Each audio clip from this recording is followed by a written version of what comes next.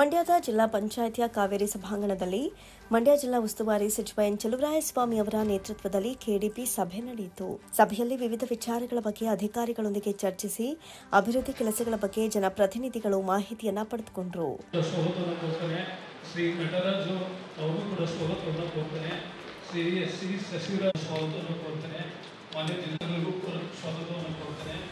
ಹಾಗೂ ಇಲ್ಲಿರ್ತಕ್ಕಂಥ ಅಧಿಕಾರಿಗಳು ಮುಖ್ಯವಾಗಿ ಮಾಧ್ಯಮ ಬಳಸಿದ್ವಿ. ಸುಮಾರು 35 ಮೊದಲನೇ ಹಂತದಲ್ಲಿ 35 ಪ್ರಾಥಮಿಕ ಆರೋಗ್ಯ ಕೇಂದ್ರಗಳಲ್ಲಿ ನಾವು ಪ್ರಾರಂಭ. ಈ ಸಂದರ್ಭದಲ್ಲಿ ಮಾತನಾಡಿದ ಸಚಿವ ಎನ್ ಚಲುವರಾಯಸ್ವಾಮಿ, ಕೃಷ್ಣರಾಜ ಸಾಗರ ಸುಭದ್ರವಾಗಿದೆ, ಯಾವುದೇ ಆತಂಕ ಬೇಡ ಅಂತ ತಿಳಿಸಿದರು.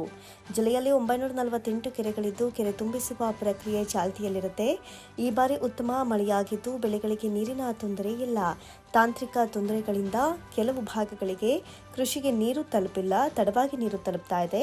ಇದನ್ನು ನೀರಾವರಿ ಇಲಾಖೆ ಅಧಿಕಾರಿಗಳು ರೈತರಿಗೆ ಮನವರಿಕೆ ಮಾಡಿಕೊಡಬೇಕು. ಇಲ್ಲವಾದಲ್ಲಿ ರೈತರಿಂದ ಹಲವಾರು ದೂರುಗಳು ಬರುತ್ತವೆ ಎಂದರು. ಕಾವೇರಿ ಅಚ್ಚುಕಟ್ಟಿನಲ್ಲಿ ಹೆಚ್ಚಾಗಿ ಮಳೆಯಾಗಿದೆ. ಕೃಷಿ ಹಾಗೂ ಕೆರೆಗಳಿಗೆ ನೀರು ನೀಡಬೇಕು. ನೀರು ಹರಿಸುವ ಸಂದರ್ಭದಲ್ಲಿ ಜನಪ್ರತಿನಿಧಿಗಳಿಗೆ ತಿಳಿಸಬೇಕು. ಮಳವಳ್ಳಿ ಹಾಗೂ ಮದ್ದೂರು ತಾಲೂಕಿನ ಕೊನೆಯ ಭಾಗದಲ್ಲಿರುವ ಕೆರೆಗಳನ್ನು ಸಹ ತುಂಬಿಸಲು ಹೆಚ್ಚಿನ ಆದ್ಯತೆ ನೀಡಿ ಕೆಲಸ ನಿರ್ವಹಿಸಿ ಎಂದರು. 100% ಸಾಧನೆಯಾಗಬೇಕು. 2024-25ನೇ ಸಾಲಿನಲ್ಲಿ ಇಲಾಖೆಗಳಿಗೆ ಸರ್ಕಾರ ನಿಗದಿಪಡಿಸಿರುವ ಗುರಿ 100% ಸಾಧನೆ ಮಾಡಬೇಕು. ಡಿಸೆಂಬರ್ ಅಂತ್ಯದೊಳಗೆ 70% 80% ಸಾಧನೆ ಮಾಡಿದರೆ 100% ಸಾಧನೆ ಮಾಡಬಹುದು ಎಂದರು. ಈಗ ನಮಗೆ ಈ ವರ್ಷ ಯಾವುದೇ ಥರದ ಬೆಳೆಗೆ ಮತ್ತು ತೊಂದರೆ ಇಲ್ಲ ಅನ್ನುವಂಥದ್ದು ಆದರೂ ಅಚ್ಚುಕಟ್ಟಿನಲ್ಲಿ ಮಳೆ ನಮ್ಗೆ ಇನ್ನೂ ಬೇಕಾಗಿದ್ದರಿಂದ ನಾವು 1 ತಿಂಗಳು ಕಳೆದ 10ನೇ ತಾರೀಕು ಜುಲೈ 10ನೇ ತಾರೀಕು ನಾವು ನೀರನ್ನು ಬಿಟ್ಟವು. ಇವತ್ತು ಆಗಸ್ಟ್ 13ನೇ ತಾರೀಕು 1 ತಿಂಗಳು 3 ದಿವಸ ಆಗಿದೆ. ಇನ್ನೂ ಕೆಲವು ಕೆರೆಗಳಿಗೆ 25% ಇದೆ, ಕೆಲವು ಕೆರೆ 50 ಇದೆ, ಕೆಲವು ಕೆರೆಗಳು ತುಂಬಿದೆ. 945 ಟೋಟಲಿ ಕೆರೆಗಳಿದೆ. ಎಲ್ಲಕ್ಕೂ ತುಂಬಿಸ್ಲಿಕ್ಕಾಗಿಲ್ಲ. ಕೆಲವು ಕಡೆ ಒಟ್ಲಾಕ್ಲಿಕ್ಕೆ ತೊಂದರೆ ಇದ್ದು ಇನ್ನೂ ಮೊನ್ನೆವರೆಗೂ ಕಂಪ್ಲೇಂಟ್ ಬರ್ತಾ ಇದೆ. ಕಾರಣ ಅಚ್ಚುಕಟ್ಟಿನಲ್ಲಿ ಮಳೆ ಬಿಡದೇ ಇದ್ದರೆ ಡ್ಯಾಮಿಂದ ಡ್ರಾ ಮಾಡ್ತಕ್ಕಂಥ ನೀರಿನಿಂದ ಸಂಪೂರ್ಣವಾಗಿ ನಾವು ಕೆರೆಗಳನ್ನ ತುಂಬಿಸ್ಲಿಕ್ಕೆ ಮತ್ತು ಅಚ್ಚುಕಟ್ಟು ಕೊಡಲಿಕ್ಕೆ ಗಿಡಗಳನ್ನು ಕೊಡಲಿಕ್ಕೆ ಒಂದು ಸ್ವಲ್ಪ ಕಾಲಾವಕಾಶ ಆಗುತ್ತೆ. ಮತ್ತು ಅದಕ್ಕೆ ಕಾರಣ ಏಪ್ರಿಲ್ ಮೇ ತುಂಬ ಡ್ರಾಟ್ ಆದ್ದರಿಂದ ಭಾಳ ನೀರಿನ ಅಭಾವವನ್ನು ಮಣ್ಣು ಎದುರಿಸಿರೋದ್ರಿಂದ ಈ ನೀರು ತಕ್ಷಣ ಹೋಗ್ಲಿಕ್ಕೆ ಸಾಧ್ಯ ಆಗಲ್ಲ. ಆವಿ ಆಗ್ತಿದ್ದಂಥ ಒಣಗಿ ಭೂಮಿ ಕುಡಿಯುವಂಥದ್ದು ಹೆಚ್ಚಾಗುತ್ತೆ. ಇವೆಲ್ಲ ಕಾರಣದಿಂದ ಹೆಚ್ಚಾಗಿ ನಮಗೆ ಡೌನ್ ಸ್ಟ್ರೀಮ್ನಲ್ಲಿ ಮಳೆ ಬಿದ್ದಾಗ ಮಾತ್ರ ನಾವು ಡ್ಯಾಮ್ನಿಂದ ತಗೊಳ್ಳುವಂಥ ನೀರನ್ನು ಭಾಳ ಸಮೃದ್ಧಿಯಾಗಿ ಸಮರ್ಪಕವಾಗಿ ಹಂಚಲಿಕ್ಕೆ ಅನುಕೂಲ ಆಗ್ತಿದೆ. ಇವೆಲ್ಲ ಕಾರಣದಿಂದ ಒಂದು ಸ್ವಲ್ಪ ಸಮಸ್ಯೆ ಆಗಿದೆ. ಅದನ್ನು ನೀವು ಅಧಿಕಾರಿಗಳು ಮನವರಿಕೆ ಮಾಡಿಕೊಡ್ತಕ್ಕಂಥ ಪ್ರಯತ್ನವನ್ನು ಮಾಡಬೇಕು. ಇಲ್ಲದಿದ್ದರೆ ನಿಮ್ಮ ಆ ಮನವರಿಕೆ ಮಾಡಿಕೊಡದೇ ಇದ್ದಾಗ ಅದು ಪಬ್ಲಿಕ್ ಕಂಪ್ಲೇಂಟ್ ಥರ ಆಗುತ್ತೆ. ಶಾಸಕರ ಮೇಲೆ ಅವರು ಒತ್ತಡವನ್ನು ಹೇರುತ್ತೆ. ನೀವು ಸ್ಥಳಕ್ಕೆ ಹೋಗಿ ಕಾರಣವನ್ನು ಹೇಳಿ ಒಟ್ಟು ನಾವು ಕೊಡ್ತೀವಿ, ನೀರು ನಿಲ್ಲಿಸಲ್ಲ, ನೀರು ಕಂಟಿನ್ಯೂಸ್ ಆಗಿ ಕೊಡ್ತೀವಿ, ಸ್ವಲ್ಪ ದಿವಸ ಟೈಮ್ ತಗೊಳುತ್ತೆ ಇದನ್ನು ನಾವು ಪೂರ್ಣ ಪ್ರಮಾಣದಲ್ಲಿ ನೀರನ್ನು ತಲುಪಲಿಕ್ಕೆ ಅಂತ ಹೇಳಿ ಅವರಿಗೆ ಕನ್ವಿನ್ಸ್ ಮಾಡ್ತಕ್ಕಂಥ ಕೆಲಸವನ್ನು ಮಾಡಬೇಕು. ಮತ್ತು ಕೃಷಿ ಇಲಾಖೆಯವರು ಜವಾಬ್ದಾರಿ ಜಾಸ್ತಿ. 2023-24ನೇ ಸಾಲಿಗೆ ಸಂಬಂಧಿಸಿದಂತೆ ಯಾವುದಾದ್ರೂ ಕಾಮಗಾರಿ ಪ್ರಾರಂಭ ಬಾಕಿ ಇದ್ದಲ್ಲಿ ಸೆಪ್ಟೆಂಬರ್ ಮಾಹೆಯೊಳಗೆ ಪ್ರಾರಂಭವಾಗಬೇಕು. ಯಾವುದಾದ್ರೂ ತೊಂದರೆ ಇದ್ದಲ್ಲಿ ಗಮನಕ್ಕೆ ತನ್ನಿ ಎಂದರು. ಜಮೀನಿಗೆ ಆಧಾರ್ ಸೀಡಿಂಗ್ ಮಾಡುವ ಕೆಲಸಕ್ಕೆ ಅಂತಿಮ ದಿನಾಂಕವನ್ನು ನಿಗದಿ ಮಾಡಿ ಕೆಲಸವನ್ನು ಚುರುಕುಗೊಳಿಸಿ. ಮಾಲೀಕರ ಆಧಾರ್ ಕಾರ್ಡ್ ಸೀಡಿಂಗ್ ಕೆಲಸ ಮಾಡಿ ಯಾವುದೇ ತಪ್ಪುಗಳು ನಡೆಯದಂತೆ ನೋಡಿಕೊಳ್ಳಿ. ಶ್ರೀರಂಗಪಟ್ಟಣ ಶಾಸಕ ಹಾಗೂ ಚಾಮುಂಡೇಶ್ವರಿ ವಿದ್ಯುತ್ ಸರಬರಾಜು ನಿಗಮದ ಅಧ್ಯಕ್ಷರಾದಂಥ ರಮೇಶ್ ಬಾಬು ಬಂಡಿಸಿದ್ದೇಗೌಡ ಅವರು ತಿಳಿಸಿದರು. ನಮ್ಮ ಗುಜರಾತ್ ಕರಿಯನ್ನಡ ಅಂತ ಬರ್ತದೆ. ನಾನು ಮೈಸೂರು ಕಾರ್ಪೊರೇಷನ್ ಕಮಿಷನ್ ಫೋನ್ ಮಾಡಿ ನಾನು ನಿಮ್ಮ ಇದರಲ್ಲಿ ಕಮಿಷನ್ ಆಫೀಸ್ ಮುಂದೆ ಸ್ಟ್ರೈಕ್ ಕೂತು ನೀವೇನಾದ್ರು ಅದನ್ನು ಕಂಪ್ಲೇಂಟ್ ಇದನ್ನ ಕಂಪ್ಲೀಟ್ ಮಾಡಿ ನೀರು ಬಿಟ್ಟಿಲ್ಲ ಅಂತಲೇ ಹೇಳಿದೆ. ಅದೇ ಈಗೇನೋ ಮಾಡ್ತೀವಿ ಅಂತ ಹೇಳಿ ಮಾಡ್ತಾ ಇದ್ದಾರೆ ಸರ್. ಆದರೆ ಸ್ವಲ್ಪ ಕೆಆರ್ಎಸ್ ಜಲಾಶಯದ ಸುತ್ತ ಅನಧಿಕೃತ ರೆಸಾರ್ಟ್ಗಳು ಹೆಚ್ಚಾಗ್ತಾ ಇದೆ. ಕೆಲವು ಕುಡಿಯುವ ನೀರಿನ ಮೂಲಗಳಿಗೆ ಕಾರ್ಖಾನೆಗಳಿಂದ ಕಲುಷಿತ ನೀರು ಮಿಶ್ರಣವಾಗ್ತಾ ಇದ್ದು ಆರೋಗ್ಯದ ಮೇಲೆ ಪರಿಣಾಮ ಬೀರಲಿದೆ ಅಂತ ಮಳವಳ್ಳಿ ಶಾಸಕ PM ನರೇಂದ್ರ ಸ್ವಾಮಿ ಅವರು ತಿಳಿಸಿದರು.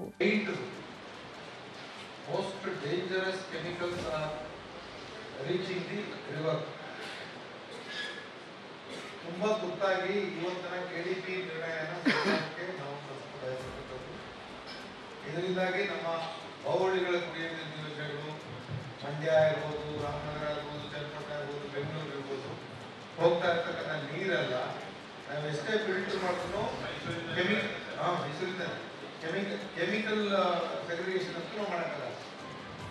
ಒಂದು ರೀತಿ ನಾವು ಪಾರ್ಷಿಯಲ್ ಪ್ಯೂರಿಫಿಕೇಶನ್ ಅಷ್ಟೇ ಮಾಡೋಕ್ಕಾಗ್ತಾ ಇರ್ತಕ್ಕಂಥದ್ದು. ಬಿಕಾಸ್ ಆಫ್ ದಟ್ ಏನು ಫಸ್ಟ್ ಸ್ಕಿನ್ ಡಿಸೀಸ್ ಅದ್ರ ಜೊತೆಯಲ್ಲಿ ಇಮಿಡಿಯೇಟ್ ಆಗಿ ಕಿಡ್ನಿಗೆ ಎಫೆಕ್ಟ್ ಆಗ್ತಕ್ಕಂಥ ಸಮಸ್ಯೆಗಳು. ಇದನ್ನು ಯಾರು ರಿಸರ್ಚ್ ಮಾಡಿಲ್ಲ. ಆ್ಯಂಡ್ ಡಿಸೀಸ್ ಇದು ಮೈಸೂರು ಇದು ಕಾರ್ಪೊರೇಷನ್ ಅವರು ಮತ್ತು ಮೂಡಾದವರು ಇದನ್ನ ಜವಾಬ್ದಾರಿ ತಗೊಂಡಾಗ ಲೇಔಟ್ಗಳು ಎಫರ್ಟ್ ಬರ್ತಾ ಇದ್ದಾವೆ. ಅದ್ರ ಜೊತೆಗೆ ಎಲ್ಲೂ ಕೂಡ UGD ಇಲ್ಲ. ಇನ್ನು ಕೆಲವೊಂದು ಅನಧಿಕೃತವಾದಂಥ small industries they don't have any permissions from any department and all these waste is reaching the river. ನಾವು ಮಂಡ್ಯದವರು ಇದ್ರ ಬಗ್ಗೆ ಗಮನ ಹರಿಸ್ತಿಲ್ಲ ಅಂತ ಬರೀ ರೈತರು ನಾಲೆ ಇದನ್ನೇನೋ ಇದು ಮಾತ್ರವಾದಂಥ ವಿಚಾರ.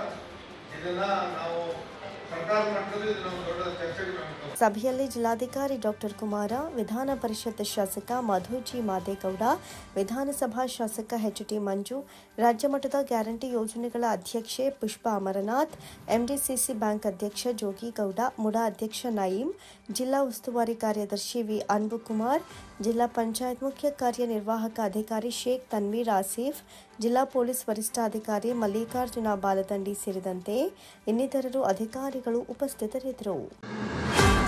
ರೈತರ ವಿಚಾರದಲ್ಲಿ ರಾಜಕೀಯ ಮಾಡೋ ಅಗತ್ಯತೆ ನಮಗಿಲ್ಲ, ಹೀಗಂತ ಮಾಜಿ ಸಚಿವ ಪುಟ್ಟರಾಜು ಸ್ವಕ್ಷೇತ್ರ ಪಾಂಡವಪುರದಲ್ಲಿ ಈವೆಂಟ್ ಭತ್ತದ ನಾಟಿ ಕಾರ್ಯಕ್ರಮವನ್ನು ಆಯೋಜಿಸಿದ್ರು. ಇದರಲ್ಲಿ ಕೇಂದ್ರ ಸಚಿವ HD ಕುಮಾರಸ್ವಾಮಿ ಭಾಗಿಯಾಗಿದ್ರು.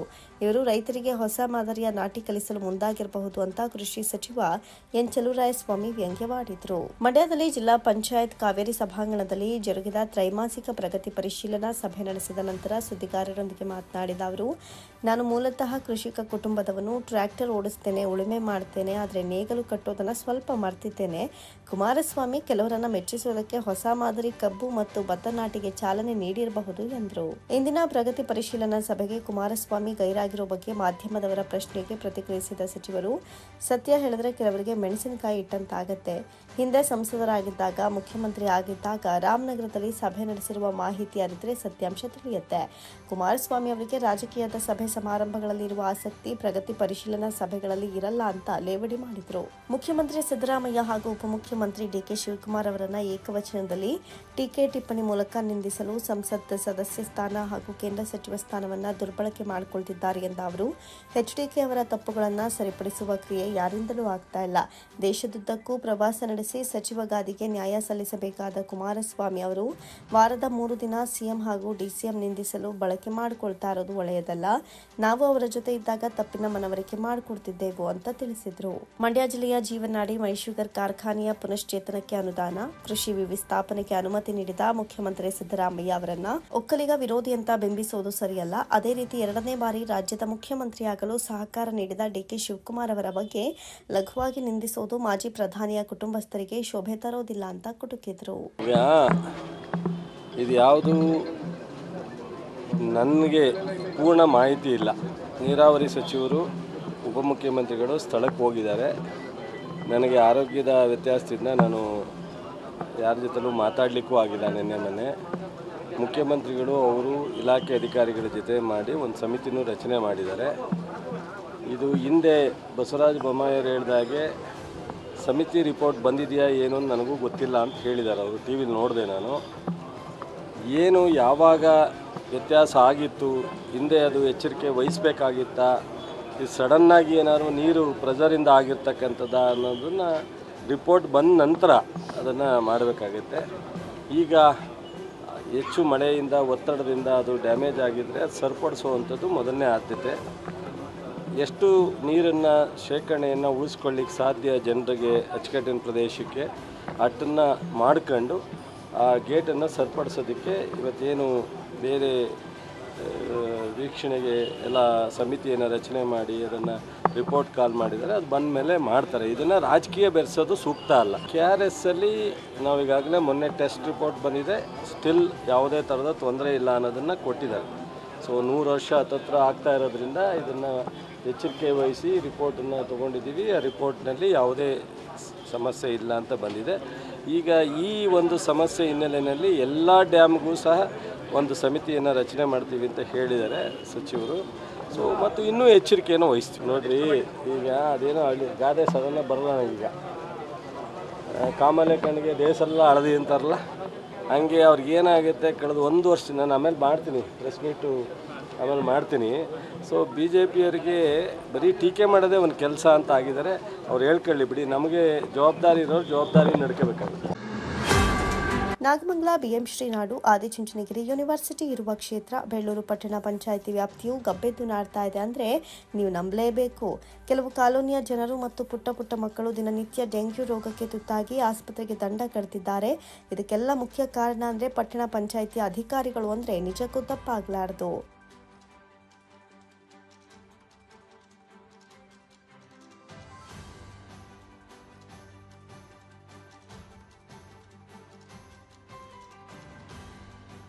ಬೆಳ್ಳೂರು ಪಟ್ಟಣ ಪಂಚಾಯಿತಿಯ ಮುಖ್ಯಾಧಿಕಾರಿ ಲಕ್ಷ್ಮಣ್ ಕುಮಾರ್ ಮತ್ತು ಎಂಜಿನಿಯರ್ ಪ್ರಕಾಶ್ ಅವರು ಸ್ವಚ್ಛತೆಗೆ ಮೊದಲ ಆದ್ಯತೆ ನೀಡದಂತೆ ಎಲ್ಲೂ ಕಾಣಿಸ್ತಾ ಇಲ್ಲ ಮತ್ತು ಪಟ್ಟಣದ ಕಲ್ಮಶ ನೀರು ಹಾಗೂ UCD ನೀರು ಸರಾಗವಾಗಿ ಪಟ್ಟಣದಿಂದ ಹೊರಗೆ ಹರಿದು ಹೋಗುವಂತೆ ಕಾರ್ಯನಿರ್ವಹಿಸದೆ ಅವೈಜ್ಞಾನಿಕ ಕಾಮಗಾರಿಗಳನ್ನು ಮಾಡಿಕೊಂಡು ಪ್ರಸ್ತುತ ಗೌತಮ್ ನಗರದ ನಿವಾಸಿಗಳು ಡೆಂಗ್ಯೂಗೆ ತುತ್ತಾಗ್ತಿದ್ದಾರೆ.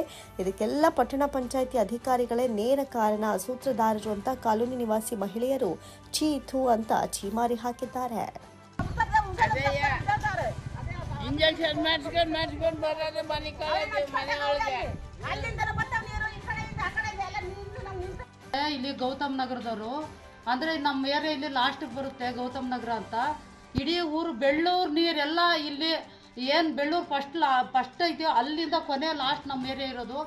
ಆ ನೀರೆಲ್ಲ ತಂದು ನಮ್ಮ ಏರಿಕೆ ಬಿಡ್ತಾರೆ ಸರ್. ಇಲ್ಲಿ ದೊಡ್ಡ ಸಾಹುಕಾರಗಳೆಲ್ಲ ಅಲ್ಲೆಲ್ಲ ಬೇಕಾದಂಗೆ ಚರಂಡಿಗಳಿದ್ವು, ಅವೆಲ್ಲ ಮುಚ್ಕೊಬಂದ್ಬಿಟ್ರು. ಏಕ ಮುಚ್ಕೊಬಂದು ಬಿಲ್ಡಿಂಗ್ಗಳು ಕಟ್ಕೊಂಡ್ರು ಅವರು. ಕೆರೆ ನೀರೆಲ್ಲ ಚರಂಡಿ ನೀರೆಲ್ಲ ತೊರೆಗೆಲ್ಲ ಹೊಂಟೋಗೋ ಅಲ್ಲಲ್ಲಿ.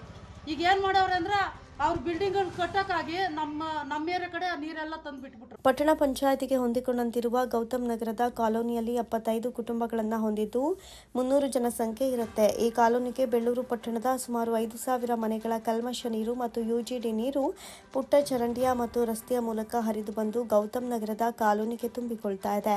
ಈ ನೀರನ್ನು ಹೊರಹಾಕಲು ಇಲ್ಲಿನ ಜನರು ಪರಿಪಾಟಲು ಹೇಳ್ತಾ ಇರೋದು ನಿಜಕ್ಕೂ ನೋಡೋಕ್ಕಾಗಲ್ಲ.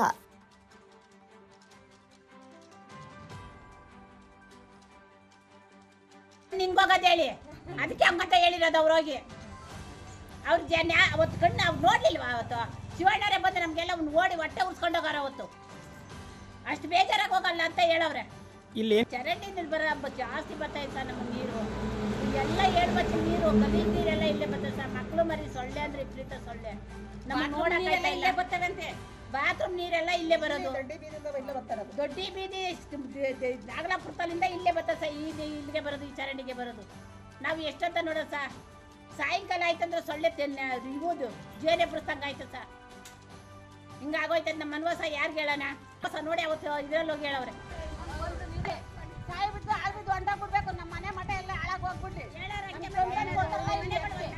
ಗಬ್ಬೆದ್ದ ನೀರು ಮತ್ತು ಸೊಳ್ಳೆಗಳ ಹಾವಳಿಯಿಂದ ದಿನನಿತ್ಯ ಡೆಂಗ್ಯೂ ರೋಗಕ್ಕೆ ತುತ್ತಾಗಿ ಆಸ್ಪತ್ರೆಗೆ ದಂಡ ಕಟ್ತಾ ಇರುವ ಈ ಕಾಲೋನಿಯ ಜನತೆ ಪಟ್ಟಣ ಪಂಚಾಯಿತಿ ಅಧಿಕಾರಿಗಳಿಗೆ ಛೀಮಾರಿ ಹಾಕ್ತಾ ಇದ್ದಾರೆ.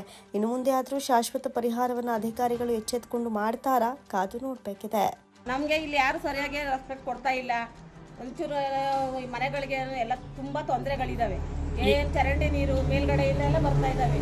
ಕಾಲುವೆ ನೀರು ಪಟ್ನಗಿರಿಯಿಂದನೂ ಬರ್ತಾ ಇದ್ದಾವೆ ಸರ್. ನಮ್ಮನ್ನು ನೋಡ್ಕೊತಾ ಇಲ್ಲ ಸರಿಯಾಗಿ. ನಾವು ದಲಿತರು ಸರ್. ನಮಗೆ ತುಂಬ ತೊಂದರೆಗಳಿದ್ದಾವೆ. ನಮಗೆ ಚರಂಡಿ ನೀರು ಬರ್ತಾ ಇದ್ದಾವೆ.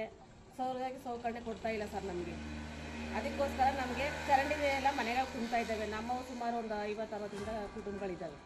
ಅವೆಲ್ಲ ನಮಗೆ ತುಂಬ ತೊಂದರೆ ಆಗ್ತಾಯಿದೆ. ಮೊನ್ನೆ ಎಲ್ಲ ನೀರೆಲ್ಲ ತುಂಬಿದ್ದು ನಾವು ದೊಡ್ಡ ಅಧಿಕಾರಿಗಳಿಗೆಲ್ಲ ಹೇಳಿದ್ದೀವಿ. ಅದೇನು ಕೇಳ್ಕೊತಾ ಇಲ್ಲ. ಪ್ರತಿಯೊಂದು ಗ್ರ್ಯಾಂಟ್ ಅದಾಯ್ತದೆ ಇದಾಯ್ತದೆ ಅಂತ ಬಂದು ಹೇಳ್ತಾರೆ ಹೊರತು ನಮಗೆ ಏನು ತೋರಿಸ್ತಾ ಇಲ್ಲ ಬಂದಿಲ್ಲ. ಕನ್ನಡ ಸಾಹಿತ್ಯ ಕಲಾಕೂಟ ಮೈಸೂರು ಕರ್ನಾಟಕ ರಾಜ್ಯ ಹಿಂದುಳಿದ ವರ್ಗಗಳ ಜಾಗೃತ ವೇದಿಕೆ ಇವರುಗಳ ಸಂಯುಕ್ತಾಶ್ರಯದಲ್ಲಿ 77ನೇ ಸ್ವಾತಂತ್ರ್ಯೋತ್ಸವದ ಅಂಗವಾಗಿ ಚಿತ್ರಕಲಾವಿದ ಯುಜಿ ಮೋಹನ್ ಕುಮಾರ್ ಆರಾಧ್ಯ ಅವರು ರಚಿಸಿರುವ ಸ್ವಾತಂತ್ರ್ಯ ಹೋರಾಟಗಾರರ ಚಿತ್ರಕಲಾ ಪ್ರದರ್ಶನ ಹಾಗೂ ಅನ್ನದಾತರೊಂದಿಗೆ ಸ್ವಾತಂತ್ರ್ಯೋತ್ಸವ ಆಚರಣೆ ಸುಚಿತ್ರ ಕಲಾ ಗ್ಯಾಲರಿ ಕಲಾಮಂದಿರದಲ್ಲಿ ಚಿತ್ರಕಲಾ ಮಂದಿರದಲ್ಲಿ ಆಯೋಜಿಸಲಾಗಿತ್ತು.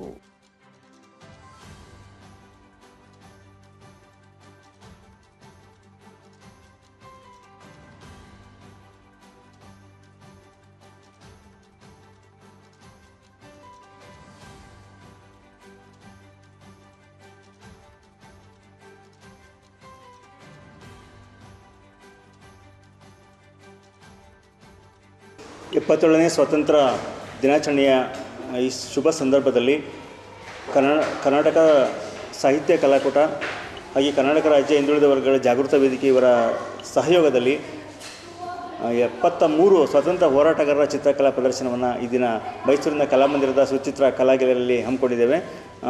ಈ ಒಂದು ಕಾರ್ಯಕ್ರಮವನ್ನು ವಿಧಾನ ಪರಿಷತ್ ಸದಸ್ಯರಾಗಿರುವಂತಹ ಡಾಕ್ಟರ್ ತಿಮ್ಮಯ್ಯ ಸರ್ ಅವರು ಉದ್ಘಾಟನೆ ಮಾಡಿದ್ದಾರೆ. ಜೊತೆಯಲ್ಲಿ ಈ ಒಂದು ಕಾರ್ಯಕ್ರಮವನ್ನು ಪ್ರಮುಖವಾಗಿ ಅನ್ನದಾತರೊಂದಿಗೆ ಸ್ವಾತಂತ್ರ್ಯೋತ್ಸವ ಕಾರ್ಯಕ್ರಮವನ್ನು ಹಮ್ಮಿಕೊಳ್ಳೋದ್ರ ಜೊತೆಯಲ್ಲಿ ಈ ಒಂದು ಚಿತ್ರಕಲಾ ಪ್ರದರ್ಶನವನ್ನು ಹಮ್ಮಿಕೊಂಡಿರ್ತಕ್ಕಂಥದ್ದು ಒಂದು ವಿಶೇಷ. ಕಳೆದ ಬಾರಿ ನಾವು ಯೋಧರೊಂದಿಗೆ ಸ್ವಾತಂತ್ರ್ಯೋತ್ಸವ ಕಾರ್ಯಕ್ರಮವನ್ನು ನಡೆಸಿದ್ದು. ಹಾಗೆ ಅದಕ್ಕಿಂತ ಮುಂಚೆ ನಾವು ಸ್ವಾತಂತ್ರ್ಯ ಹೋರಾಟಗಾರರ ಜೊತೆಯಲ್ಲಿ ಒಂದು ಸ್ವಾತಂತ್ರ್ಯ ದಿನಾಚರಣೆ ಕಾರ್ಯಕ್ರಮವನ್ನು ಹಮ್ಮಿಕೊಂಡಿದ್ದು.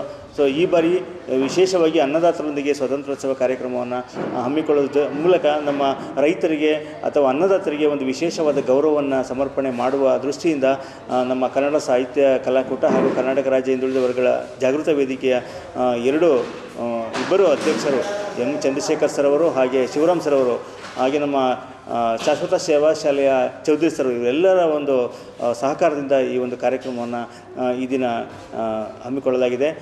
ಪ್ರಮುಖವಾಗಿ ಈ ದಿನ 73 ಸ್ವಾತಂತ್ರ್ಯ ಹೋರಾಟಗಾರರ ಚಿತ್ರವನ್ನು ಪೆನ್ನಿನಿಂದಲೇ ರಚನೆ ಮಾಡಿ ಆ ಎಲ್ಲ ಚಿತ್ರಗಳನ್ನು ಪ್ರದರ್ಶನ ಮಾಡಿದ್ದೇವೆ. ಜೊತೆಯಲ್ಲಿ ಮಹಾತ್ಮ ಗಾಂಧೀಜಿ, ಸುಭಾಷ್ ಚಂದ್ರ ಬೋಸು, ಲಾಲ್ ಬಹದ್ದೂರ್ ಶಾಸ್ತ್ರಿ, ಲಾಲಾ ಲಜಪತ್ ರಾಯ್, ಬಿಪಿನ್ ಚಂದ್ರ ಪಾಲ್, ಹೀಗೆ ನಮ್ಮ ಕರ್ನಾಟಕದ ಸ್ವಾತಂತ್ರ್ಯ ಹೋರಾಟಗಾರರು ಸೇರಿದಾಗೆ ಕರ್ನಾಟಕ ಸದಾಶಿವರಾವ್, ಹಾಗೆ ಕಿತ್ತೂರು ರಾಣಿ ಚೆನ್ನಮ್ಮ, ಹಾಗೆ ಮೈಸೂರಿನ doctor M G Krishnamurthy sir ಇವರೆಲ್ಲರನ್ನೂ ಒಳಗೊಂಡಂತೆ ನಾವು ಒಂದು ಚಿತ್ರಕಲಾ ಪ್ರದರ್ಶನವನ್ನು ಇಲ್ಲಿ ಮಾಡಿದ್ದೇವೆ.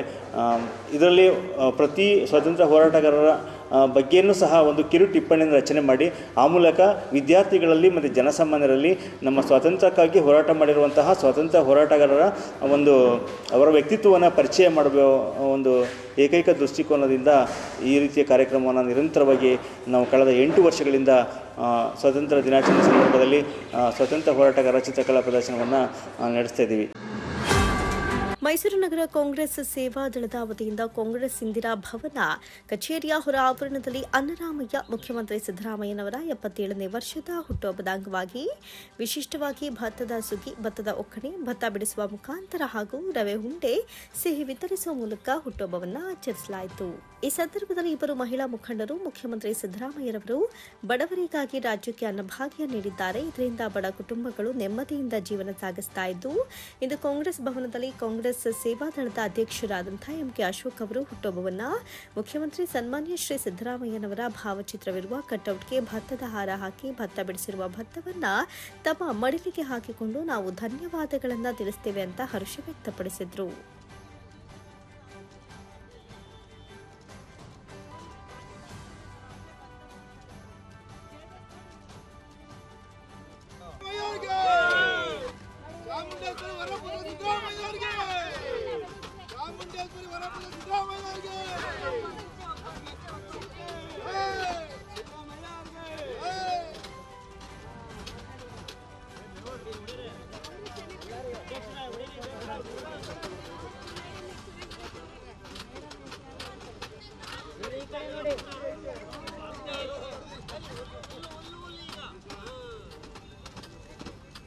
ಜನಪ್ರಿಯ ಮುಖ್ಯಮಂತ್ರಿಗಳಾದಂಥ ನಮ್ಮ ನೆಚ್ಚಿನ ನಾಯಕರು ಆದಂಥ ಸಿದ್ದರಾಮಯ್ಯನವರ 77ನೇ ಹುಟ್ಟುಹಬ್ಬದ ಅಂಗವಾಗಿ ಮೈಸೂರು ನಗರದಲ್ಲಿ ನಗರ ಕಾಂಗ್ರೆಸ್ ವತಿಯಿಂದ ವಿವಿಧ ಘಟಕಗಳು ಹಲವಾರು ಕಾರ್ಯಕ್ರಮಗಳನ್ನು ಹಮ್ಮಿಕೊಂಡು ಮುಖಾಂತರ ಸಿದ್ದರಾಮಯ್ಯ ಸಾಹೇಬರ ಜನ್ಮದಿನೋತ್ಸವವನ್ನು ಆಚರಣೆ ಮಾಡ್ತಾಯಿದ್ದೇವೆ.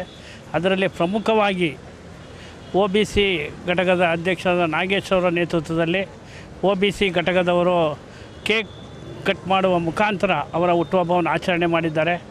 ರಾಜ್ಯ ಮಹಿಳಾ ಕಾಂಗ್ರೆಸ್ಸಿನ ಅಧ್ಯಕ್ಷರಾದಂಥ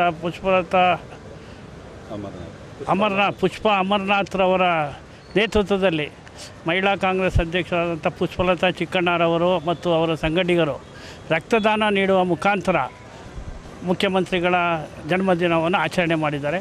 ಅದೇ ರೀತಿ ಕಾಂಗ್ರೆಸ್ ಪಕ್ಷದ ಆವರಣದಲ್ಲಿ ಸೇವಾದಳ ಘಟಕದ ಅಶೋಕ್ರವರು ಮತ್ತು ಅವರ ಸಂಘಟಕರು ಇತರ ಎಲ್ಲ ಪ್ರಮುಖ ಕಾಂಗ್ರೆಸ್ಸಿನ ಪದಾಧಿಕಾರಿಗಳೊಡನೆ ವಿಶಿಷ್ಟವಾಗಿ ಕಾಂಗ್ರೆಸ್ ಪಕ್ಷದ ಅಂಗಳದಲ್ಲಿ ಭತ್ತ ಬಡಿಯುವುದರ ಮುಖಾಂತರ ಏನು ಈ ರಾಜ್ಯಕ್ಕೆ ಸನ್ಮಾನ್ಯ ಮುಖ್ಯಮಂತ್ರಿಗಳು ಬಡವರಿಗೆ ಅಕ್ಕಿ ನೀಡುವ ಮುಖಾಂತರ ಅವರ ಹಸಿವನ್ನು ನೀಗಿಸಲು ಅವರ ಪಣ ತೊಟ್ಟಿದ್ದಾರೆ.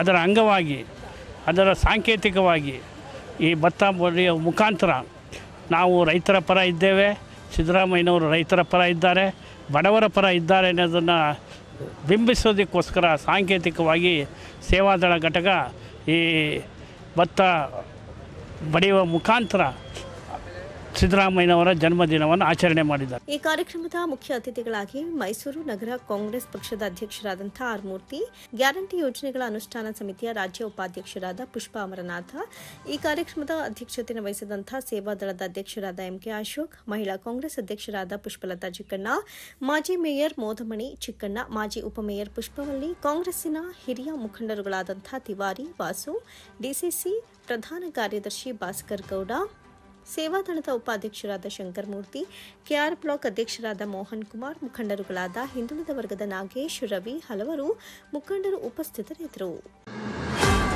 ಹಲಗೂರು ಲಯನ್ಸ್ ಸದಸ್ಯರಾದ AS ದೇವರಾಜ್ ಅವರು ಮಾತನಾಡಿ, ಇದೇ ತಿಂಗಳು ಆಗಸ್ಟ್ 15ರಂದು 78ನೇ ಸ್ವಾತಂತ್ರ್ಯ ದಿನಾಚರಣೆ ಅಂಗವಾಗಿ ಹಲಗೂರು ಲಯನ್ಸ್ ಕ್ಲಬ್ ವತಿಯಿಂದ ಉಚಿತ ಮಧುಮೇಹ ಮತ್ತು ರಕ್ತದೊತ್ತಡದ ತಪಾಸಣಾ ಶಿಬಿರ ನಡೆಯಲಿದ್ದು, ಶಿಬಿರಕ್ಕೆ ಬರುವ ಶಿಬಿರಾರ್ಥಿಗಳು ಖಾಲಿ ಹೊಟ್ಟೆಯಲ್ಲಿ ಬರಬೇಕು. ಶಿಬಿರಕ್ಕೆ ಬರುವವರು ತಮ್ಮ ಹಳೆಯ ದಾಖಲೆಗಳು ಲಭ್ಯವಿದ್ದಲ್ಲಿ ತರಬೇಕು.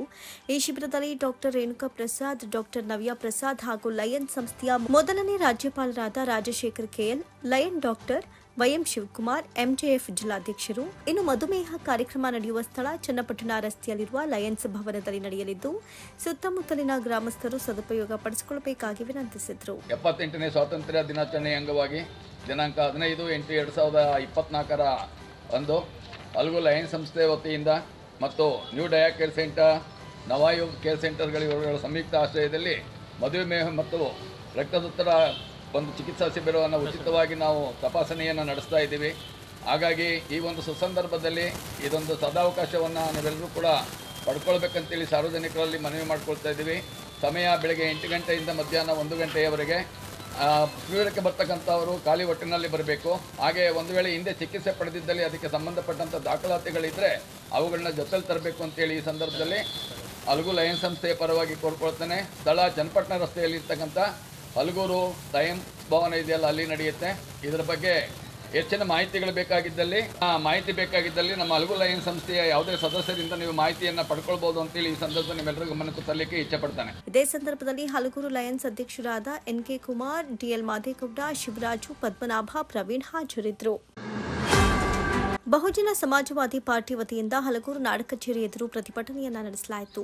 ಬಿಎಸ್ಪಿ ಜಿಲ್ಲಾ ಕಾರ್ಯದರ್ಶಿ ವೀರಭದ್ರಯ್ಯ ಮಾತನಾಡಿ, ಕರ್ನಾಟಕ ರಾಜ್ಯದ ಪರಿಶಿಷ್ಟ ಜಾತಿ ಮತ್ತು ಪರಿಶಿಷ್ಟ ವರ್ಗಗಳ ಅಭಿವೃದ್ಧಿಗಾಗಿ HSC, SP ಮತ್ತು DSP ಯೋಜನೆಯ ಅಡಿಯಲ್ಲಿ ಮೀಸಲಿಟ್ಟಿರುವ ಕೋಟ್ಯಾಂತರ ರೂಪಾಯಿ ಹಣವನ್ನು ಆ ಸಮಾಜಗಳಿಗೆ ಬಳಸದೆ ದುರ್ಬಳಕೆ ಮಾಡಿಕೊಂಡಿರುವುದರ ಬಗ್ಗೆ ಸರ್ಕಾರಕ್ಕೆ ಸೂಕ್ತ ನಿರ್ದೇಶನ ನೀಡಿ ನಿರ್ದಿಷ್ಟ ಯೋಜನೆಗಳಿಗೆ ಮಾತ್ರ ಬಳಸಬೇಕು. ಕರ್ನಾಟಕ ರಾಜ್ಯವನ್ನು ಆಳಿದ ಕಾಂಗ್ರೆಸ್ ಮತ್ತು ಬಿಜೆಪಿ, JDS ಪಕ್ಷಗಳು ಈ ಅಧಿನಿಯಮದ ಆಶಯಗಳನ್ನು ಜಾರಿ ಮಾಡದೆ ಗಾಳಿಗೆ ತೂರಿರೋದು ಬಹಳ ಯೋಚನೆಯ ಮತ್ತು ಖಂಡನೀಯ ವಿಚಾರ ಅಂತ ತಿಳಿಸಿದರು. ಸರ್ಕಾರಕ್ಕೆ SCP ಮತ್ತು TSP ಹಣವನ್ನು ದುರುಪಯೋಗ ಪಡಿಸಿಕೊಂಡಿರುವ ರಾಜ್ಯ ಸರ್ಕಾರಕ್ಕೆ ರಾಜ್ಯ ಸರ್ಕಾರ ಮತ್ತು ಹಿಂದೆ ಆಳಿರ್ತಕ್ಕಂಥ BJP ಮತ್ತು JDS ಪಕ್ಷಗಳು ದುರುಪಯೋಗಪಡಿಸ್ಕೊಂಡಿದೆಯೋ ಆ ದುರುಪಯೋಗಪಡಿಸ್ಕೊಂಡಿರುವ ಹಣವನ್ನು ಇವತ್ತು ಕೂಡಲೇ ರಾಜ್ಯಪಾಲರು ಮಧ್ಯಪ್ರವೇಶ ಮಾಡಿ ಏನು ಅಭಿವೃದ್ಧಿ ನಿಗಮದ ಹಣವನ್ನು ದುರುಪಯೋಗ ಆಗಿದೆ ಆ ಹಣವನ್ನು ಮತ್ತೆ ಅಭಿವೃದ್ಧಿ ನಿಗಮದ ಮೂಲಕ ಆ ಜನಾಂಗದ ಅಭಿವೃದ್ಧಿಗೆ ಬಳಸಬೇಕು. ಇವತ್ತೇನು ನಮ್ಮ ರಾಷ್ಟ್ರ ಸಮಿತಿ ಮತ್ತು ರಾಜ್ಯ ಸಮಿತಿ ಮತ್ತು ತಾಲೂಕು ಸಮಿತಿ ಏನು ಆದೇಶ ನೀಡಿತ್ತು, ಜಿಲ್ಲಾ ಮತ್ತು ತಾಲೂಕು ಮಟ್ಟದ ಮತ್ತು ಹೋಬಳಿ ಮಟ್ಟದ ಧರಣಿ ಕಾರ್ಯಕ್ರಮವನ್ನು ಹಮ್ಮಿಕೊಳ್ಬೇಕು ಅಂತ ಆ ಆದೇಶದ ಪರವಾಗಿ ಇವತ್ತು ನಾವು ಅಲ್ಗೂರು ಮತ್ತು ಕಸಬಾ ಹೋಬಳಿ ಪರವಾಗಿ ಇವತ್ತು ಅಲ್ಗೂರು ನಾಡ ಕಚೇರಿ ಮೂಲಕ ಈ ಸಾಂಕೇತಿಕವಾಗಿ BSP ವತಿಯಿಂದ ಈ ಪ್ರತಿಭಟನಾ ಧರಣಿಯನ್ನು ಹಮ್ಮಿಕೊಂಡಿದ್ದೇವೆ. ಇದೇ ಸಂದರ್ಭದಲ್ಲಿ ತಾಲೂಕು ಅಧ್ಯಕ್ಷ ನಂಜುಂಡಸ್ವಾಮಿ, ಆನಂದ್ ಕುಮಾರ್, ರಾಜೇಂದ್ರ, ಮಹೇಶ್, ಗಿರೀಶ್, ಉಮೇಶ್, ಮೌರ್ಯ, ಲೋಕೇಶ್ ಗೌಡ, ಮರಿಸ್ವಾಮಿ, ಅಂದಾನಿ ಹಾಜರಿದ್ದರು. ಕರ್ನಾಟಕ ರಾಜ್ಯ ಡಾಕ್ಟರ್ ಗಂಗೂಬಾಯಿ ಹಾನಗಲ್ ಸಂಗೀತ ಮತ್ತು ಪ್ರದರ್ಶಕ ಕಲೆಗಳ ವಿಶ್ವವಿದ್ಯಾನಿಲಯದ ಆವರಣದಲ್ಲಿ ಪದ್ಮಭೂಷಣ ಡಾಕ್ಟರ್ ವೆಂಕಟ ಲಕ್ಷ್ಮಮ್ಮ ನೃತ್ಯ ಪರಂಪರೆಯ ಭರತನಾಟ್ಯ ವೈಶಿಷ್ಟ್ಯದ ಕಾರ್ಯಾಗಾರ ಹಾಗೂ ಪ್ರಾತ್ಯಕ್ಷಿಕೆಯನ್ನು ಹಮ್ಮಿಕೊಳ್ಳಲಾಗಿತ್ತು. ಈ ಕಾರ್ಯಕ್ರಮವನ್ನು ಬೆಟ್ಟಕೋಟೆ ಕುಲಪತಿಗಳು ಉದ್ಘಾಟಿಸಿದರು. ಕಾರ್ಯಕ್ರಮದ ಮುಖ್ಯ ಅತಿಥಿಗಳಾಗಿ ನಿರ್ದೇಶಕರಾಗಿ ಕಲಾಶ್ರೀ ವಿದ್ವಾನ್ ಡಿ ಕೇಶವ, ಭರತನಾಟ್ಯ ಕಲಾವಿದರು ಮೈಸೂರು ಇವರ ನೇತೃತ್ವದಲ್ಲಿ ಕಾರ್ಯಾಗಾರ ಹಾಗೂ ಪ್ರಾತ್ಯಕ್ಷಿಕೆ ಬಗ್ಗೆ ವಿದ್ಯಾರ್ಥಿನಿಯರೊಂದಿಗೆ ವಿವರಿಸಿದರು. ನಮ್ಮ ಮೈಸೂರಿನ ಗಂಗೂಬಾಯಿ ಹಾನಗಲ್ ಸಂಗೀತ ವಿವಿ ಆವರಣದಲ್ಲಿ ಇಂತಹ ಕಾರ್ಯಾಗಾರ ಹಾಗೂ ಪ್ರಾತ್ಯಕ್ಷಿಕೆ ಕಾರ್ಯಕ್ರಮವನ್ನು ನಡೆಸ್ತಾ ಇರುವುದು ಸಂತಸ ತಂದಿದೆ. ಇತ್ತೀಚಿನ ದಿನಗಳಲ್ಲಿ ಯುವ ಪೀಳಿಗೆ ತಂತ್ರಜ್ಞಾನಕ್ಕೆ ತಮ್ಮನ್ನು ತಾವು ತೊಡಗಿಸಿಕೊಂಡಿದ್ದಾರೆ. ಇಂತಹ ಪ್ರಾಚೀನ ಕಲೆಗಳು ನಶಿಸಿ ಹೋಗ್ತಾ ಇದ್ದು ಮಕ್ಕಳಲ್ಲಿ ಹಾಗೂ ಪೋಷಕರಲ್ಲಿ ಅರಿವು ಮೂಡಿಸುವಂತಹ ಕೆಲಸ ಆಗಬೇಕಾಗಿದೆ. ಆ ನಿಟ್ಟಿನಲ್ಲಿ ಕಾರ್ಯಕ್ರಮವನ್ನು ಹಮ್ಮಿಕೊಳ್ಳಲಾಗಿದ್ದು ಮಕ್ಕಳು ತುಂಬಾ ಉತ್ಸಾಹದಿಂದ ಪಾಲ್ಗೊಂಡಿದ್ದಾರೆ. ಭರತನಾಟ್ಯದಂತಹ ವೈಶಿಷ್ಟ್ಯ ಕಲೆಗಳು ಶಾಶ್ವತವಾಗಿ ಉಳಿಬೇಕೆಂಬುದೇ ನಮ್ಮೆಲ್ಲರ ಬಯಕೆಯಾಗಿದೆ ಎಂದರು.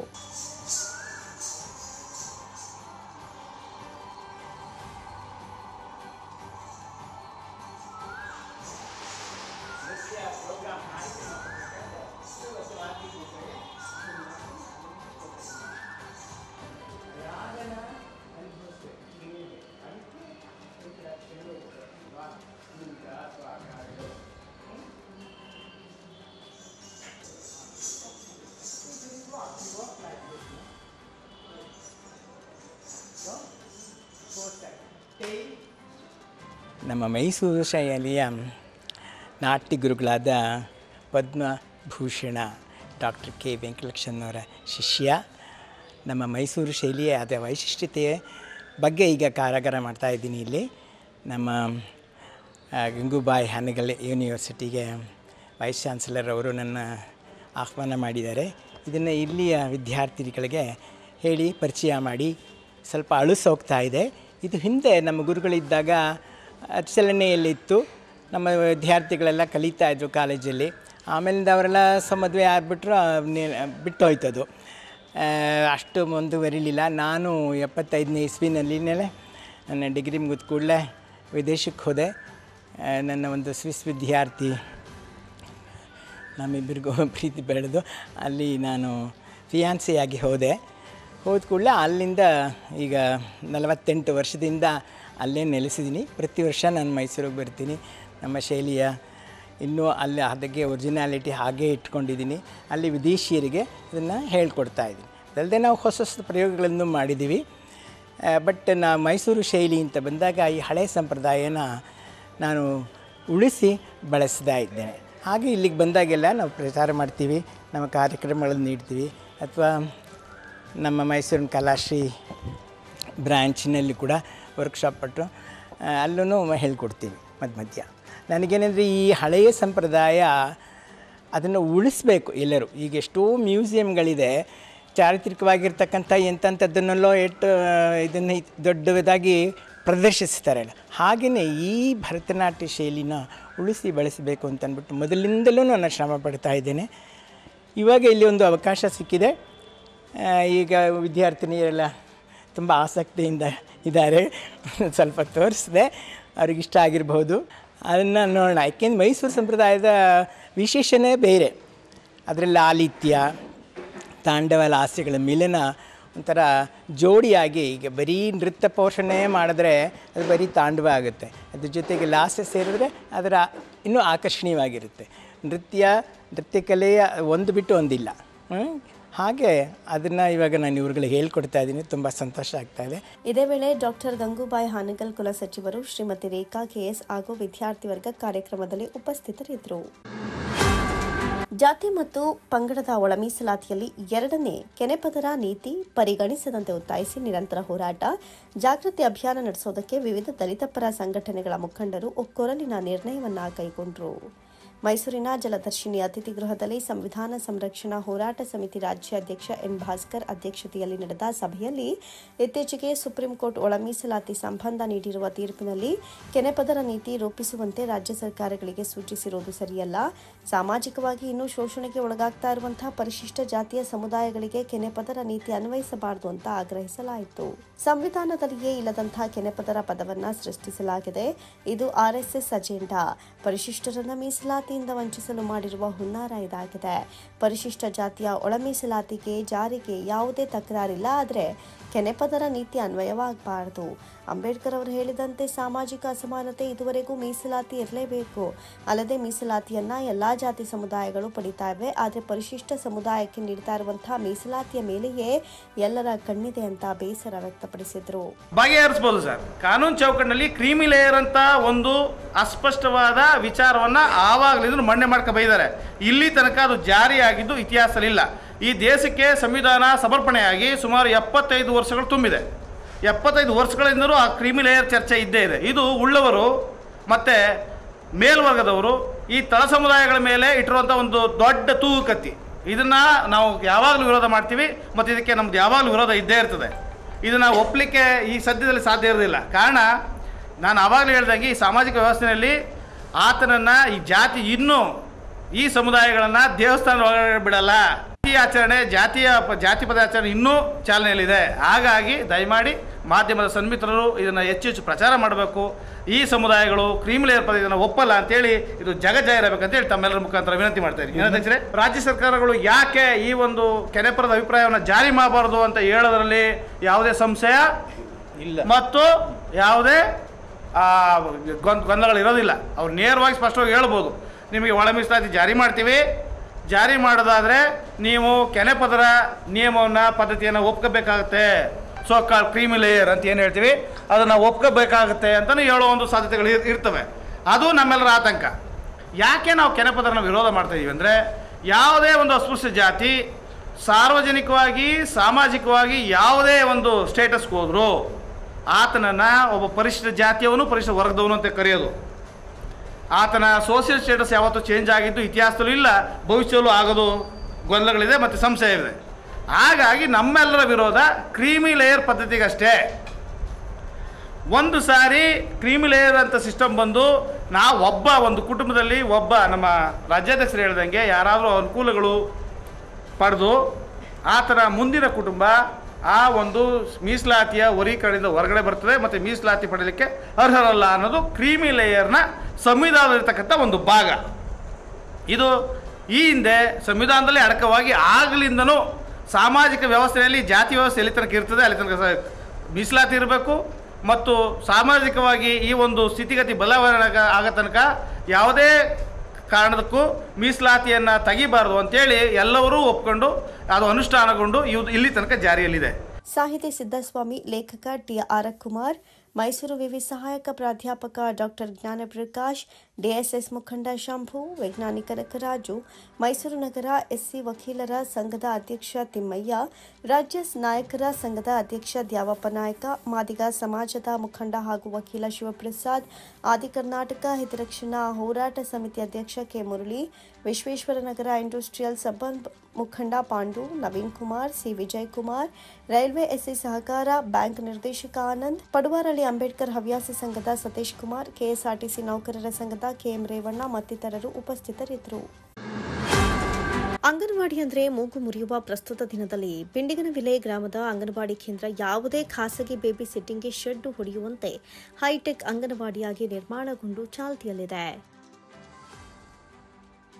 ಈ ಹೈಟೆಕ್ ಅಂಗನವಾಡಿಯಲ್ಲಿ ಚಿಣ್ಣರ ಕಲರವ, ಬಿಲ್ಡಿಂಗ್ ತುಂಬಾ ತುಂಬಿರುವ ಸಾವಿರಾರು ಚಿತ್ರಪಟಗಳು, ಪ್ರಾಣಿ ಪಕ್ಷಿಗಳ ನೋಟ ಹಾಗೂ ಪುಟಾಣಿ ಮಕ್ಕಳು ಮಲಗೋದಕ್ಕೆ ಹೈಟೆಕ್ ಹಾಸಿಗೆ, ಮಕ್ಕಳ ವಿದ್ಯಾಭ್ಯಾಸಕ್ಕಾಗಿ ಹೈಟೆಕ್ ಟೇಬಲ್, ಇವೆಲ್ಲವನ್ನ ನೋಡ್ತಿದ್ರೆ ನಿಮಗೆ ಇದ್ಯಾವುದು ಖಾಸಗಿ ಶಾಲೆ ಇರಬಹುದು ಅಂತ ಅನ್ಸಬಹುದು. ಆದರೆ ಇದು ಖಂಡಿತವಾಗಿ ಸತ್ಯ. ಸರ್ಕಾರದ ಒಂದು ಅಂಗನವಾಡಿ ಅಂದ್ರೆ ನೀವು ನಂಬೋದಕ್ಕೆ ಆಗೋದಿಲ್ಲ.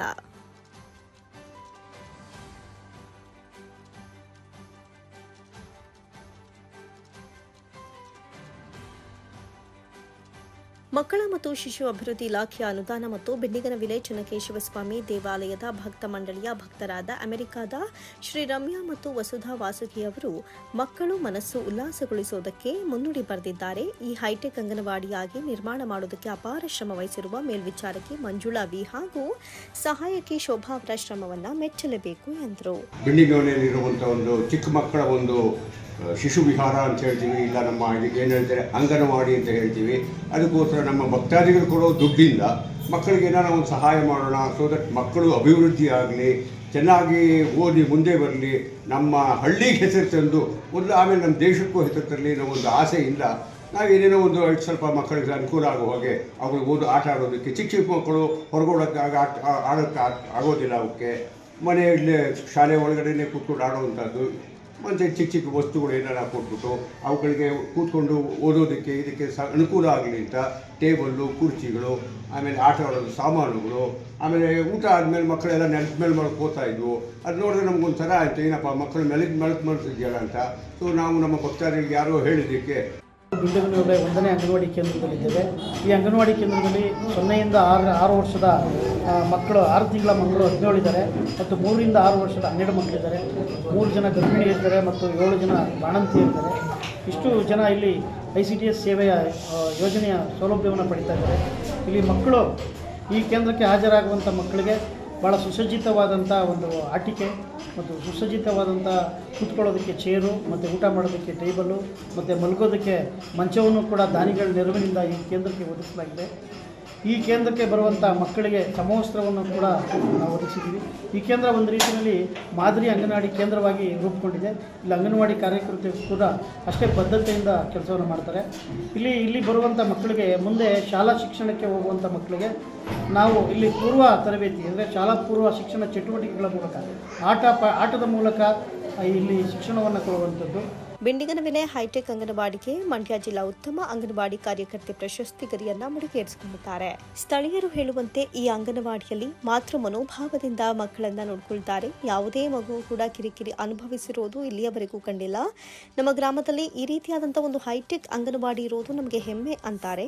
ಆದರೂ ಕೂಡ ಸರ್ಕಾರದ ಒಂದು ಅಂಗನವಾಡಿ ಈ ರೀತಿ ಇರೋದು ಸಾರ್ವಜನಿಕರು ಕೂಡ ತಮ್ಮ ಮಕ್ಕಳನ್ನ ಖಾಸಗಿ ಶಾಲೆಗಳ ವ್ಯಾಮೋಹ ಬಿಟ್ಟು ಪ್ರೋತ್ಸಾಹ ಮಾಡಬೇಕೆಂಬುದು ವಾಹಿನಿಯ ಕಳಕಳಿಯ ಮನವಿ.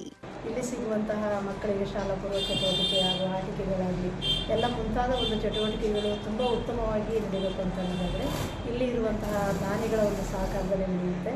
ದಾನಿಗಳ ಸಹಕಾರ ಯಾವ ರೀತಿ ಇದೆ ಅಂತಂದರೆ ನಮ್ಮ ಇಲಾಖೆಯಲ್ಲಿ ಸಿಗುವಂತಹ ಎಲ್ಲ ಸವಲತ್ತುಗಳು ಅಂಗನವಾಡಿ ಕಾರ್ಯಕರ್ತೆಯ ಕೆಲಸ ಕಾರ್ಯನಿರ್ವಹಣೆಗಳನ್ನ ನೋಡಿ ದಾನಿಗಳು ಕಾರ್ಯಕರ್ತೆಯ ಕೆಲಸನ ಮೆಚ್ಚಿಕೊಂಡು ಒಂದು ನಮ್ಮ ಅಂಗನವಾಡಿ ಕೇಂದ್ರಕ್ಕೆ ತುಂಬ ಒಳ್ಳೊಳ್ಳೆ ರೀತಿಯ ದಾನ ನಮಗೆ ಕೊಡ್ತಾ ಇದ್ದಾರೆ. ಹಾಗಾಗಿ ಒಂದು ವಿಶೇಷತೆ ಏನಂದರೆ ಇಲ್ಲಿ ಇರುವಂತಹ ಕಾರ್ಯಕರ್ತೆಯು ಉತ್ತಮವಾಗಿ ಕೆಲಸ ನಿರ್ವಹಿಸ್ತಾ ಇದ್ದಾರೆ. ಹಾಗಾಗಿ ಇಲ್ಲಿ 2 ಅಂಗನವಾಡಿ ಕೇಂದ್ರಗಳಿದ್ರೂ ಸಹಿತ ಕಾನ್ವೆಂಟ್ಗೆ 1 ಮಕ್ಕಳುಗಳನ್ನು ಕೂಡ ಯಾರು ಕಳಿಸ್ತಾ ಇಲ್ಲ. ಕಾರ್ಯಕರ್ತೆಯು ಅತ್ಯುತ್ತಮವಾಗಿ ಕೆಲಸ ನಿರ್ವಹಿಸ್ತಾ ಇದ್ದಾರೆ. ಇವರ ಒಂದು ಕಾರ್ಯಪ್ರವೃತ್ತಿಯನ್ನು ಮೆಚ್ಚಿಕೊಂಡು ನಮ್ಮ ಮಹಿಳಾ ಮತ್ತು ಮಕ್ಕಳ ಅಭಿವೃದ್ಧಿ ಇಲಾಖೆ ತಾಲೂಕು ಮಟ್ಟದ ಜಿಲ್ಲಾ ಮಟ್ಟದ ಒಂದು ಕಾರ್ಯಕರ್ತೆಗೆ ಒಂದು ಪ್ರಶಸ್ತಿ ನೀಡಿ ಅವ್ರನ್ನ ಪುರಸ್ಕಾರ ಮಾಡಿದ್ದಾರೆ. ಹಾಗಾಗಿ ತುಂಬ ಚೆನ್ನಾಗಿ ನಮ್ಮ ಕಾರ್ಯಕರ್ತೆ ಕೆಲಸ ನಿರ್ವಹಿಸ್ತಾ ಇದ್ದಾರೆ. ಇಲ್ಲಿ ನಮ್ಮ ಇಲಾಖೆ ಸವಲತ್ತುಗಳನ್ನ ಪಡ್ಕೊಂಡು ಇಲಾಖೆ ಮಾರ್ಗದರ್ಶನದಲ್ಲಿ ಕೆಲಸ ನಿರ್ವಹಿಸ್ತಾ ಇದ್ದೀನಿ. ಮತ್ತು ಈ ಉತ್ತಮ ಬೆಳವಣಿಗೆನ ಕಂಡು ನಮ್ಮ ಶ್ರೀ ಚೆನ್ನಕೇಶವ ಭಕ್ತ ಮಂಡಳಿಯಿಂದ ಭಕ್ತಾದಿಗಳು ನಮ್ಮ ಅಂಗನವಾಡಿ ಕೇಂದ್ರದ ಮಕ್ಕಳಿಗೆ ಅವರು ಮಲಗಲಿಕ್ಕೆ ಬೇಬಿ ಕಾರ್ಡು ಮತ್ತು ಅವರು ಕೂತ್ಕೊಂಡು ಊಟ ಮಾಡಲಿಕ್ಕೆ ಮತ್ತು ಬರಲಿಕ್ಕೆ ರೀಡಿಂಗ್ ಟೇಬಲ್ಲು ಅದನ್ನು ಕೊಟ್ಟಿದ್ದಾರೆ ಮತ್ತು ಚೇರ್ಗಳನ್ನ ಕೊಟ್ಟಿದ್ದಾರೆ. ಮಕ್ಕಳಿಗೆ ಕುಡಿಯೋ ನೀರಿನ ವ್ಯವಸ್ಥೆಗೋಸ್ಕರ ಅವರು ವಾಟರ್ ಕ್ಯಾನ್ಗಳನ್ನು ಕೊಟ್ಟಿದ್ದಾರೆ. ಮಕ್ಕಳಿಗೆ ಬ್ಯಾಗ್ಗಳು, ಸ್ಕೂಲ್ ಬ್ಯಾಗ್ಗಳು ಮತ್ತು ಲಂಚ್ ಬ್ಯಾಗ್ಗಳು, ಆಮೇಲೆ ಅವರಿಗೆ ರೇಷ್ಮೆ ಲಂಗಗಳು ಮತ್ತು ಬಟ್ಟೆಗಳು, ತುಂಬ ಆಟ ಸಾಮಾನುಗಳು ಎಲ್ಲ ಮಕ್ಕಳ ಒಂದು ಉತ್ತಮವಾಗಿ ಅವು ಚೆನ್ನಾಗಿ ಕಲಿತು ಮುಂದೆ ಒಳ್ಳೆ ದೇಶದ ಪ್ರಜೆ ಆಗಬೇಕು ಅಂತ.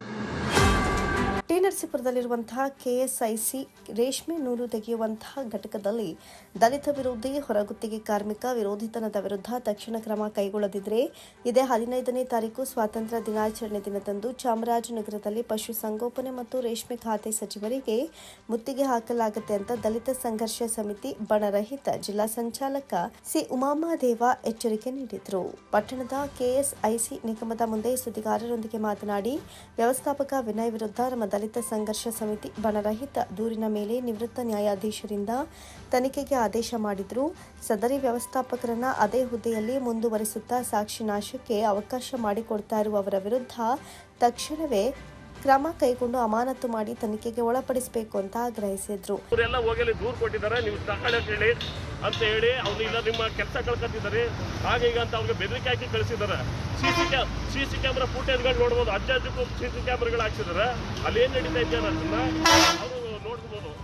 ಈ ಥರ ಎಲ್ಲ ದೃಷ್ಟಿಯಿಂದ ಈಗಲಾದರೂ ಅವರು ಕ್ರಮ ವಹಿಸಲಿಲ್ಲ ಅಂದ್ರೆ ನಾಳಿದ್ದು ಸ್ವಾತಂತ್ರ್ಯ ದಿನಾಚರಣೆ ದಿನ ಮಾನ್ಯ ಸಚಿವರು ವೆಂಕಟೇಶ್ ಅವರು ಚಾಮರಾಜನಗರಕ್ಕೆ ಧ್ವಜಾರೋಹಣಕ್ಕೆ ಬರ್ತಾರೆ. ಅಲ್ಲಿ ನಾವು ಅವ್ರಿಗೆ ಮುತ್ತಿಗೆ ಹಾಕಿ ಹೋರಾಟ ಮಾಡ್ತೀವಿ. ತಕ್ಷಣಕ್ಕೆ ಅವರು ಕ್ರಮ ವಹಿಸಬೇಕು, ಇದ್ರ ಬಗ್ಗೆ ನಮಗೆ ಮಾಹಿತಿ ತಿಳಿಸಬೇಕು. ಈ ಸಂದರ್ಭದಲ್ಲಿ ಸಮಿತಿಯ ಪದಾಧಿಕಾರಿಗಳು ಹಾಜರಿದ್ದರು. ಬಾಂಗ್ಲಾದೇಶದಲ್ಲಿ ಹಿಂದೂಗಳ ಮೇಲೆ ನಡೀತಾ ಇರುವಂತಹ ಹತ್ಯೆ ಅಲೆಗಳ ದೌರ್ಜನ್ಯವನ್ನು ಖಂಡಿಸಿ ಶ್ರೀರಂಗಪಟ್ಟಣದ ಹೆದ್ದಾರಿಯಲ್ಲಿ ಹಿಂದೂ ಪರ ಸಂಘಟನೆಗಳ ಮುಖಂಡರು ಪ್ರತಿಭಟನೆ ನಡೆಸಿದರು. ಬಿಜೆಪಿ ಹಿಂದೂ ಜಾಗರಣ ವೇದಿಕೆ ಸೇರಿದಂತೆ ಇತರ ಸಂಘ ಸಂಸ್ಥೆಗಳ ಮುಖಂಡರು ಶ್ರೀರಂಗಪಟ್ಟಣದ ಕುವೆಂಪು ವೃತ್ತದಲ್ಲಿ ಜಮಾಯಿಸಿ ಮೈಸೂರು ಬೆಂಗಳೂರು ಹೆದ್ದಾರಿಯಲ್ಲಿ ಮಾನವ ಸರಪಳಿ ನಿರ್ಮಿಸಿ ಬಾಂಗ್ಲಾ ಮುಸ್ಲಿಮರ ವಿರುದ್ಧ ಘೋಷಣೆಗಳನ್ನು ಕೂಗಿ ಆಕ್ರೋಶ ವ್ಯಕ್ತಪಡಿಸಿದರು.